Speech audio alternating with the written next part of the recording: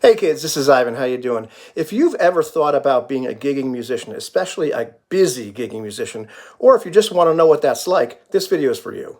I've gigged for a long time, and for the past few years, I've kept up a steady pace of 75 to 90 gigs a year, but I'm a regular guy. I'm not somebody that makes my living doing this or is going out on tour all across the country. I have a job. I have an actual life. So what is that actually like? Obviously, that kind of schedule can be really busy, but I love it. It's one of my happy places. And if it wasn't fun, I wouldn't do it. The first thing is I did not do all of those gigs with one band. I'm actually in about 4 or 5 different bands. I lost count. And a lot of the gigs were sub gigs, and there were gigs where I did sound because I have a small PA. I haven't tallied up this year, but in 2024, I ended up working with 11 bands where I just played bass, 11 bands where I did sound, and 6 bands where I did both, often at the same time. But before I go too deep into that, first things first, I get paid. This is not a charity event. This isn't just art. It's a business transaction. I won't go out and play for less than $100, usually more. If I do sound, it's definitely more. And when I do both, it can actually be quite a bit of money. But before you get too excited, the hourly rate is not necessarily that good because there's driving there, driving back, setting up, tearing down, and the 3 or 4 hours that you're actually playing. For the love of all that's holy, bring a frickin' tip jar. This is the tip jar I'm using right now. I put a light in it so people can see it. When I put it out, you put it out someplace where people can actually see it, but they're not going to trip over it and destroy it, which can be kind of difficult to figure out where exactly to put it. I put $1 or $2 in it to kind of prime the pump, to let people know that's where they should be putting all of their money. And it can vary. Sometimes we get nothing, but sometimes we get more than the gig actually paid. On average, I say I probably make another 25 to 50% of what the gig pays by putting the tip jar out. I put a tip jar out even when I'm doing sound for other bands. I mean, it's the tips for them, it's helping them out, but very often they'll get a bunch of tips and they'll throw me some too. So we kind of help each other out in that regard. The bottom line is all those tips are great, but if you don't put the jar out, you never get any of them. Is the only reason I'm doing this is the money? No, not by a long shot. But let's be honest, music gear is expensive. It can be really expensive. And so being able to pay for your gear, to be able to pay for your hobby by getting paid for doing it, that's pretty cool. When was the last time somebody paid you to golf or fish? Keep thinking, I'll wait. Actually, that's how I started doing sound. I bought a small PA for myself and for my own projects, but I realized that there were a lot of people that needed somebody to do sound, and so I've actually been able to make that PA gear pay for itself and more. But enough about money. What about the nitty-gritty? How do you do this, and what is it really like? Well, there's a scheduling. You have to be professional. And I quickly learned to keep a really, really accurate list of all the gigs I have and put them in a calendar. And not only that, but I put them on Facebook as a pinned post in my profile. That way, if people are looking for me to play a gig, I can look at that, but they can look at it as well and figure out, is Ivan available for this day? I also continuously update my regular bands with blackout dates. Do I have something going on, like another obligation, or do I have a gig with somebody else? And just keeping that line of communication open is vital. The last thing you want to do is find yourself double booked, because that sucks. Fortunately, I have it down to a good system now, but you have to be really, really focused and really disciplined. When somebody calls you, even with a potential gig, you've got to put it in the calendar as a question mark. So when they call you back and say, yeah, that gig's on, you haven't already booked it with somebody else. I'll probably say this a bunch of times, but it's all about being professional and not being a jerk. And then there's learning songs. Not only am I juggling about 5 bands and keeping their set list straight and adding new songs as they add them, I'm also getting these calls. Hey, Ivan, can you play next month or next week or tomorrow? And I've got to learn 40 or 50 songs and have them all down. I don't do a lot of rehearsing with bands. With the bands I play with, sometimes I rehearse with them, sometimes we don't. It's very minimal. And a lot of times for the sub gigs, I never meet these people until I show up. The point is, I have to come there prepared. I have to know the songs and know them well. The first thing I do when somebody books me is I ask for a set list in order. And I want to know the song name, the artist, because sometimes that can be confusing. Who do they mean? If there's a specific version that they play, I want to know which version that is, and can they give me a link to that if possible? Are they changing the key of the song? Because you never want to be there and you play the first note and you're like a minor third off or a half step off. I'm not sure which one is worse. And do you do anything different in the song? And a lot of times people will tell you no, and they do anyway, and you find out at the gig they don't play the bridge, but you just kind of recover and keep playing. Once I get the list, I like to make a Spotify playlist of it in order and start listening to the songs. A lot of times I can play a song if I've heard it, especially if I've heard it an awful lot.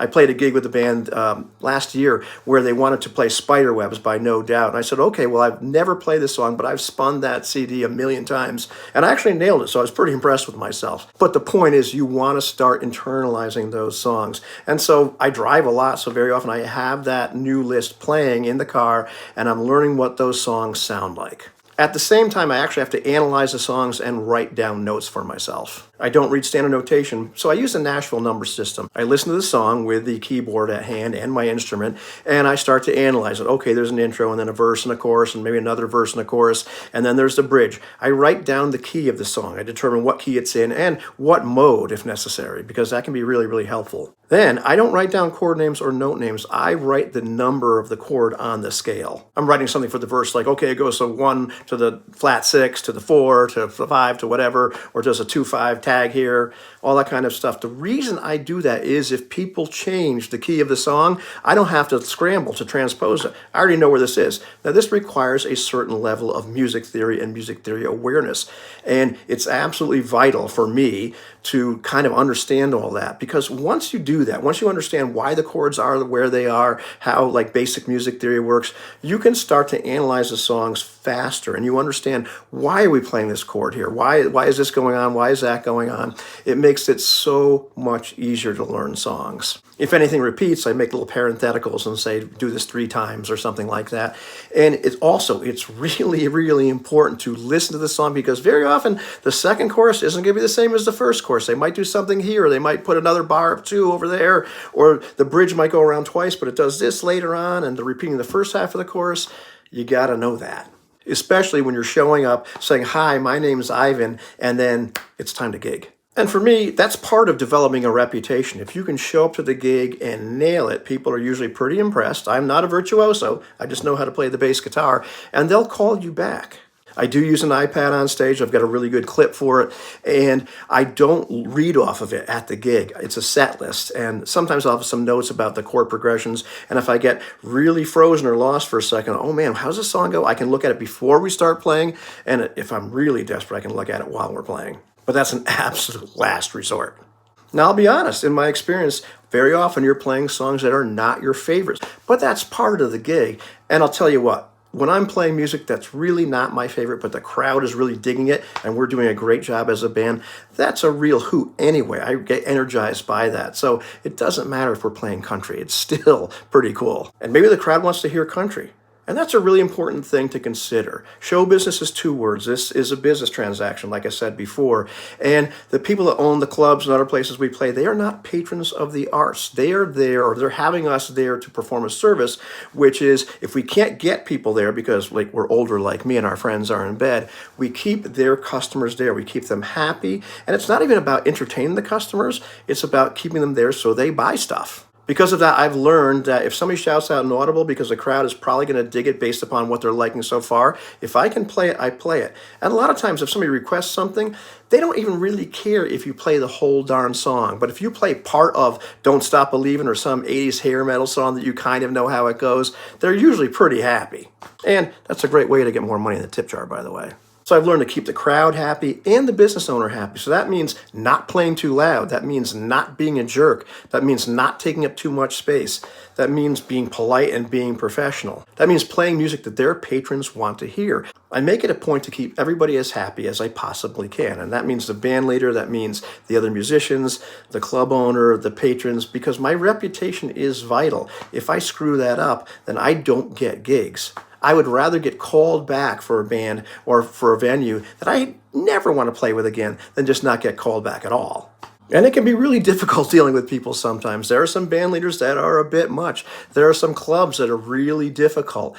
But for me, it pays to be professional and be polite. And I can be a little snarky sometimes, so I still have to work on that. And very often I'm doing sound for a band that, well, they're not all that great. But, I don't say anything because it's a job. Actually, all the musicians I know that work a lot, they're all really professional and really, really polite. Generally, all around nice people. And that's a really important thing. And I found that this business thrives on who you know and your reputation and your connections with other people. And who you know isn't just you know them from before, you meet them. I took a good amount of time off from gigging, but 5 years ago I jumped in with both feet.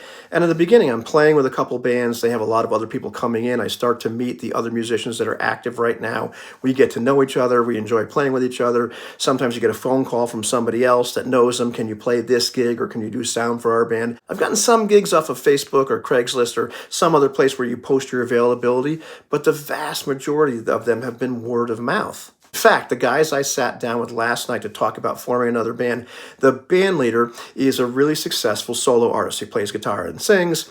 I met him because he sat in with another band that I was playing with and doing sound for. And I met the drummer of that band because he and I both got called by this other guy who probably found us on Marketplace or Facebook or something like that. So all of a sudden, I'm 3 deep. I never would have gotten the call if it hadn't been for like playing with this first guy and being polite. And it's not all just networking. You meet so many great musicians, or I have. I've met tons of people that I love playing with, and it can be a bit funny because you don't know who's going to be on a gig, and sometimes you're like, oh, really, that's cool, we're playing with Scott, and other times you're like, oh, man, I got to play with Rob, but, well, them's the breaks. Okay, enough about people for the time being. What about gear? What do you actually bring to the gig? And I've been doing this a long time, and I've discovered that the people that play the most bring very small rigs. The guitar players bring these little small combo amps, and they're not bringing these huge pedal boards. They're bringing something small and compact. Me playing bass, I'm bringing this very modular rig, and I got a really small amp head I can load in pretty fast. The drummers typically play 4-piece sets. Some of these stages are small, so you don't have a lot of room to put your gear or even the cases for your gear. That said, there is something to be said for redundancy. I like to bring some extra strings, some batteries. I bring an extra amplifier head just in case there's a problem with the main one. I've never had a problem. I bring extra cords for stuff. I've got a backpack just for that in case the main ones fail. And to be honest with you, more often than not, those cords come in handy because somebody else's cord is bad, which is good for your reputation, by the way. If I can, I bring an extra bass guitar, but there might not be enough room. When I do sound, I have a list of things that I bring. It's all inventory. They're in special totes and all that kind of stuff. It makes it a lot easier. And I mark everything that I can possibly mark with silver Sharpie with my name on it. Not the basses, by the way. Because very often there's a lot of stuff around, you can get confused, and I'm really bad with guitar stands. I use these Hercules guitar stands. I love them. I have left them at gigs probably 3 or 4 times and I have to drive back and call them up. Well, it's got my name on it. Can I find this? So that really, really helps. All right, but where do you keep all this stuff? Well, I like my basses on the wall, not just because they look pretty, but because I will play them. If they're in the cases, very often I won't play them as often. And I should have talked about this before when I was talking about practicing, but I have a practice amp out and it stays there. Now, I know that's a luxury and not everybody can do that, but for me, that's really, really helpful because it's one less thing I have to unpack, and it makes practicing and learning songs a lot easier because there's no obstacles in the way. All I have to do is turn this thing on, and I'm ready to go. And then there's the rest of the stuff. I got it all here in the garage now. I bought a whole bunch of racks because if you've been doing this for a while, you accumulate a lot of gear and everything has its place. I got all the mic stands and stuff like that. I've got some totes. I've got a bunch of PA gear down here. Let's see what else. It's a bit messy in the garage right now, but of course this is real musician, real life. I got some speaker cabinets over there. And let's see what else. Do we have some more PA equipment? Yeah, it's all there. And it's all organized. I know where stuff is. And let me tell you, I've had stuff not organized and been looking around for stuff, in a panic. That's not cool. Know where your stuff is. Have it organized, have it all ready. These totes right here with all the PA cords, I know exactly what's in them. I make sure everything's right. And I love having it here in the garage because I can park my car right outside the garage and load right in. I did it other ways in the past, and this is great. It wasn't such a big deal to go grab all the stuff from my bass amp and get all the chords when I was only playing a couple times a year. But when you're playing 80 times a year, you want to be able to grab it and go so you know where the stuff is. You load it in your car. By the way, figure out how the stuff fits in your car before you have to go to a gig. That's one of the things I did. With the bass guitar gear, it's not that hard because, I'm not bringing refrigerators. It's all modular. so it's not that bad. I can fit it just about anywhere. But when I'm bringing the PA, well, that's a lot of stuff. And so you don't want to be playing Tetris, in the rain while you're trying to load your car up before the gig, trying to figure out how does all this stuff fit in here. And I can even fit all the stuff in my car when I'm playing and doing sound at the same time. By the way, if you're playing and doing sound, you're going to want to have a good wireless unit.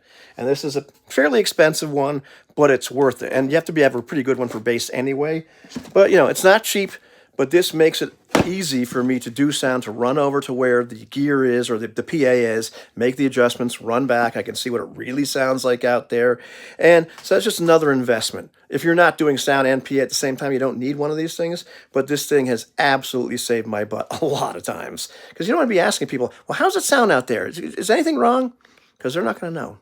A quick note, sometimes sound people get a bad rap, but unless you've done it, you have no idea what they're dealing with. So I'm very, very polite to them. I let them know that I'll do whatever they want in terms of like turning the amp up, turning it down. Is there anything else I can do for them? Can I lift the ground on my amp? All this kind of stuff. The more information you give them and the more you let them do their job, they'll make you sound good. Pretty much everything I talked about in terms of practicality is all school of hard knocks. I've made a bunch of mistakes and I've learned from them. So when you're playing a lot, you need to be really good at this. Good at learning songs, good at networking with other people, good at packing your gear up and getting there, knowing how to deal with the club, knowing how to be professional and polite and please the crowd and stuff like that. And so these are all mistakes I've made and corrected. There are going to be nightmare gigs. There are going to be horrific load-ins. There are going to be times when you're playing to 5 people and there's one drunk guy screaming Freebird the entire night. It's all really part of the deal. In the beginning, I said yes to just about everything just to get my foot back in the door, but that over time gave me the ability to be able to say no and be more discerning. Once I had more gigs than I could possibly handle, then I was able to see, well, who do I want to keep playing with? What places do I want to keep playing? And what places really aren't worth my while because they tend to produce more nightmare gigs. You're not going to get rid of them all, but these are also funny stories you can tell. But it's not just nightmare gigs and things being a bit of a pain in the ass. There is the payoff. Now, I don't make my living playing, but I make about 20 to 25% of my income from it, so it is nothing to sneeze at. Like I said, I'm able to pay for my hobby by playing, which is pretty darn cool. So financially, it's pretty good, but emotionally, it is priceless. My girlfriend Susan comes and sees me play an awful lot, and she always remarks, well, that's your church. When you're playing, that's your spot. That's where you're really supposed to be, and it really feels like that. One of the other great payoffs, and actually a downright privilege I get from playing a lot, is being able to play with a lot of different musicians, and some of them are phenomenal. In fact, a lot of them are phenomenal, and these are people that I would not have been able to play with unless I did this an awful lot. It can be intimidating to play with some of these people because they're so good, but let me tell you, you don't want to be the best guy in the band. You kind of want to be the worst. You grow so much as a result of it. This segues into something else that's really, really awesome. It's true. A lot of times we're not playing our own original music. We're not double platinum bands touring the entire world. We're playing a bunch of songs as they were written or really close to as they were written. But once we start playing, you start to hear the little flourishes the other musicians are doing. You start to react to them, and there's this alchemy that starts to happen. You start to smile at each other as this chemistry is going on, and we're creating music in real time. And from a purely artistic perspective, there's nothing more satisfying than that. So that's what it's really like to be a gigging musician, especially a regular person with a job that also gigs a lot. I would love to hear your comments. Are you a gigging musician right now? Are you somebody that does this a lot? Or are you somebody that just was thinking about it and wanted to know what it was like?